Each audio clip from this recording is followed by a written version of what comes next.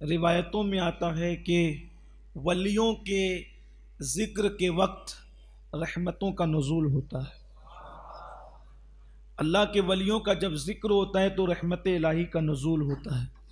इससे पहले कि सैयदी ख्वाजा बंदा नवाज़ गेसुदराज रहमतुल्लाह अलैह का ज़िक्र खैर किया जाए, मैं ये चाहूँगा कि जो आया करीमा और हदीस मुबारक तिलावत का शरफ़ हासिल किया है, अल्लाह पाक उसके मुताल्लिक़ कुछ बातें मुझे हक़ करने और आप सबको हक़ सुनकर उस पर अमल करने और उसे आम करने की तौफ़ीक़ अता फ़रमाए। इस वक्त तो नौजवानों में बिलखुसूस हिंदुस्तान में बल्कि बर्रे सग़ीर में तसव्वुफ़ को लेकर के काफ़ी बेचैनी पैदा की जा रही है। तसव्वुफ़ को इल्हाद, बेदीनी, कहानी, किस्से, गढ़े हुए वाक़यात, पता नहीं क्या क्या कहा जा रहा है। और एक अजीब बदतमीज़ी का तूफ़ान है कि ये तसव्वुफ़ की हकीकत क्या है, ये तसव्वुफ़ क्या है। क्या तसव्वुफ़ दीन से हटकर कोई चीज़ है, या तसव्वुफ़ जो है वो शरीयत से हटकर कोई चीज़ है, कोई गढ़ी हुई चीज़ है, वाकई इल्हाद और बेदीनी है। सबसे बड़ा मसला ये है कि इंसान जिस चीज़ को समझ नहीं पाता उसका इनकार कर देता है और इनकार की बुनियाद पर नुकसान उठाता है। इसलिए कि तसव्वुफ़ जो है वो थ्योरी का नाम नहीं है, तसव्वुफ़ प्रैक्टिकल का नाम है। और चूंकि ये प्रैक्टिकल है तो इसको समझना सबके बस की बात नहीं है। तो अहले ज़ाहिर इसका इनकार करते हैं शुरू दिन से। जैसे कि इब्ने तैमिया ने बहुत सख्त इस पर इनकार किया और उनके बाद एक तवील सिलसिला है अहले तसव्वुफ़ के मुनकिरीन का। सूफिया को काफिर कहा गया, सूफिया को मुर्तद कहा गया, सूफिया को हुलूली कहा गया, अलग अलग अंदाज से सूफिया को याद किया गया। लेकिन हकीकत यह है कि असल दीन तसव्वुफ़ और सूफिया ही बयान करते हैं। असल दीन आपको सूफिया ही से मिलेगा, असल दीन आपको सूफिया किराम से मिलेगा। हालांकि बेशुमार मुहद्दिसीन है जो सूफिया किराम की गुलामी करते हैं और बेशुमार मुहद्दिसीन है जो खुद सूफी हैं, लेकिन चूंकि उनकी बात हर एक की समझ में नहीं आती और उनकी समझ से वरा है, इसलिए वो इनकार करते हैं। इसी तरह से सूफिया कुरान और हदीस से कहीं हटे हुए नहीं, हर जगह वो आपको कुरान और हदीस पर मिलेंगे। बल्कि अल्लाह के रसूल अलैहिस्सलाम ने जो खास बातें कही है जिसको लोग नहीं करते, जैसे मिसाल के तौर पर सैयदी सरकार बंदा नवाज गेसुदराज रहमतुल्लाहि ताला अलैह, आपकी आदत करीमा थी, आप तलकीन करते थे, आप चाश्त की नमाज के भी पाबंद थे, अवाबीन के भी पाबंद थे, इशराक के भी पाबंद थे, तहज्जुद के भी पाबंद थे और आप सौम दाऊदी रखा करते थे।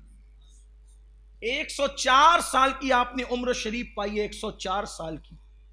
104 साल की उम्र में पहुंचने तक आप सौम दाऊदी रखते थे। जब बुढ़ापा ज्यादा आ गया, उम्र ज्यादा हो गई, तब भी आपने अय्याम 20 के रोजे तर्क नहीं फरमाए, नहीं 13, 14, 15 ये 3 रोजे हैं महीने के, उसको आपने जिंदगी की आखिरी सांस तक तर्क नहीं फरमाया। क्योंकि मेरे आका अलैहिस्सलाम की हदीस पाक है, जो 13, 14, 15 के 3 रोजे रखे एक महीने में, वो ऐसा ही है कि जैसे उसने महीना भर रोजा रखा। अल्लाह तबारक व तआला उसको ये इनाम देता है कि उसने गोया महीने भर रोजा रखा। वो बहुत पाबंदी के साथ वो ये सौम दाऊदी रखते थे।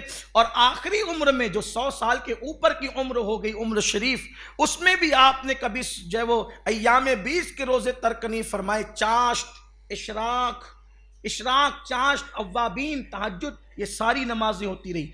एक खास बात हजरत बंदा नवाज गेसुदराज बुलंद परवाज रदी अल्लाह ताला की ये भी है कि इमाम हसन बसरी से लेकर ख्वाजा नसीरुद्दीन चिराग दहलवी तक इल्म में कोई कम नहीं है। सब इल्म के एक से एक जबल शामिख हैं। बुलंद पहाड़ है, मजबूत पहाड़ है ये उलूम के।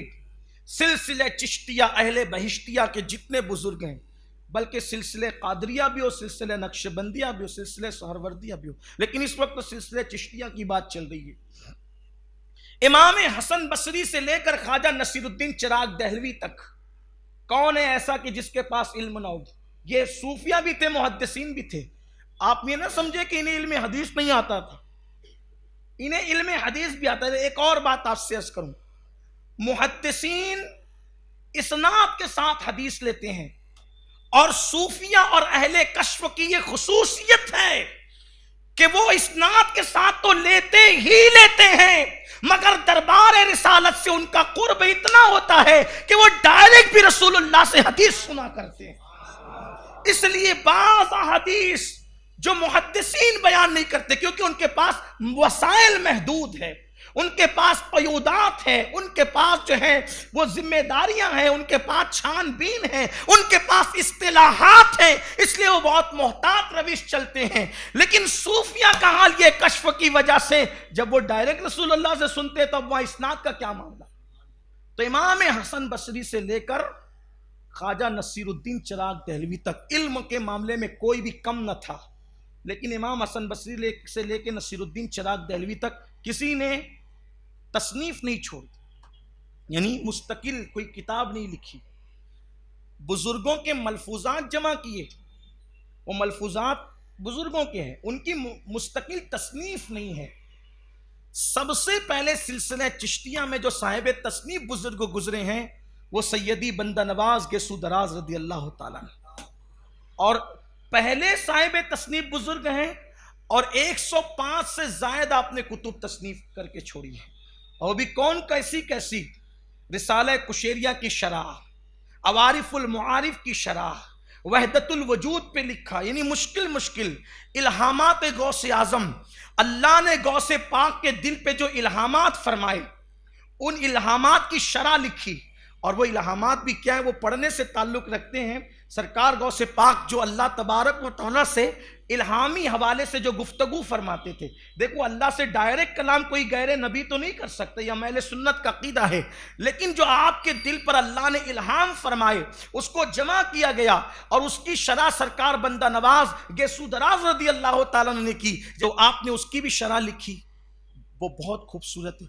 इसी तरीके से आपकी और भी तकरीबन 105 से ज़ायद कुतुब है, ये जो सीरत निगारों ने लिखा, और भी हो सकती है, इसलिए कि किसी भी बुजुर्ग या किसी भी शख्सियत की ज़िंदगी में इख्तिलाफात हैं, हर एक की अपनी अपनी तहकीक है। कोई बात हतमी तौर पर हम नहीं करते कि यही है और यही हर्फ आखिर है, नहीं, ऐसे नहीं, और भी लोगों के पास दलील हो सकती है, तहकीक हो सकती है।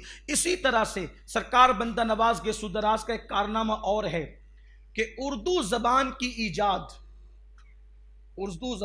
ईजाद शुरुआत 3 बुजुर्गों की तरफ की जाती है। एक तूतिए हिंद मलिकुश शोरा हजरत सैयदी अमीर खुसरो रदी अल्लाह ताला, दूसरे हजरत सैयदी बंदा नवाज गेसू दराज, और तीसरे हजरत सैयदी मखदूम अशरफ जहांगीर समनानी रदी अल्लाह। तीनों का दौर बिल्कुल करीब करीब है, आस पास है। तो इस तरह से उर्दू ज़बान की ईजाद का सहरा भी इन बुजुर्गों के सर सजता है, उसमें से सरकार बंदा नवाज गेसू दराज रदी अल्लाह ताला की ज़ात है।